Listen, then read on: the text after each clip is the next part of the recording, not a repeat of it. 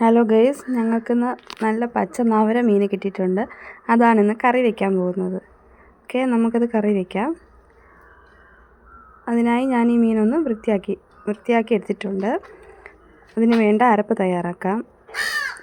ആവശ്യത്തിന് തേങ്ങ, മഞ്ഞൾപ്പൊടി, മല്ലിപ്പൊടി, മുളക് പൊടി, പിന്നെ ചെറിയ ഉള്ളി. അത് ഞാനൊരു 3 ചെറിയ ഉള്ളി എടുത്ത് അത് 2ആയിട്ട് കട്ട് ചെയ്തിട്ടിട്ടുണ്ട്.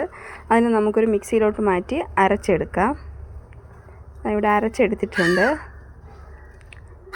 മീൻകറിയിലോട്ട് ഇടാൻ വേണ്ടിയിട്ട് പച്ചമുളക്, തക്കാളി, കറിവേപ്പില, പിന്നെ ഞാൻ മീൻ വെട്ടി ക്ലീൻ ചെയ്ത് വെച്ചിട്ടുണ്ട്.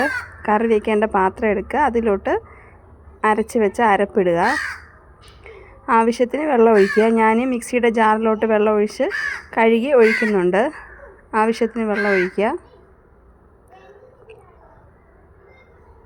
ആവശ്യത്തിന് വെള്ളം ഒഴിച്ചതിന് ശേഷം നമ്മൾ നേരത്തെ കട്ട് ചെയ്ത് വെച്ചിട്ടുള്ള കറിവേപ്പില, തക്കാളി, പച്ചമുളക് ഇവ 3 ഇടുക. ഇവ 3 ഇട്ടതിന് ശേഷം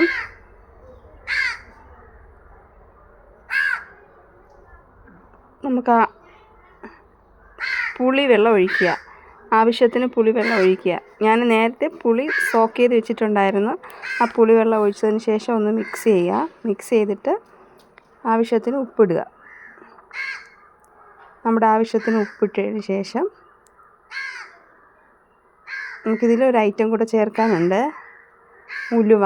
ഞങ്ങളിവിടെ ഉലുവ വാങ്ങിച്ച് വറുത്ത് പൊടിച്ചാണ് വെക്കാറുള്ളത്. അപ്പോൾ ഞങ്ങൾക്കിവിടെ ഉലുവ പൊടിയുണ്ട്. ആ പൊടി ഞാൻ ഇടുന്നുണ്ട്. ഉലുവ പൊടി ഇടുക. ഉലുവ പൊടിയിട്ടൊന്ന് മിക്സ് ചെയ്തെടുത്തതിന് ശേഷം നമുക്ക് വേകാനായിട്ട് വെക്കാം. മീനിപ്പോൾ ഇടുന്നില്ല. മീനിപ്പോൾ ഇട്ട് കഴിഞ്ഞാൽ തിളയ്ക്കുമ്പോഴത്തേക്ക് അത് പൊടിഞ്ഞു പോകും. അപ്പോൾ നമുക്ക് അരപ്പ് തിളച്ചതിന് ശേഷം മീനിടുക. ഇത് അരപ്പ് തിളച്ച് വരുന്നുണ്ട്. നമുക്കതിലോട്ട് മീനിടാം.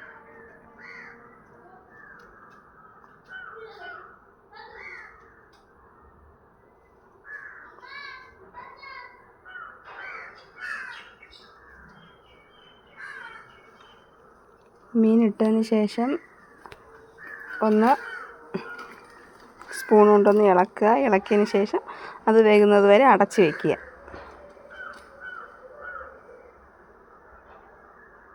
ഇത് വെന്തുകൊണ്ടിരിക്കുമ്പോൾ നമ്മൾ സ്പൂണിട്ട് ഇളക്കാൻ പാടില്ല, അത് പൊടിഞ്ഞു പോവും.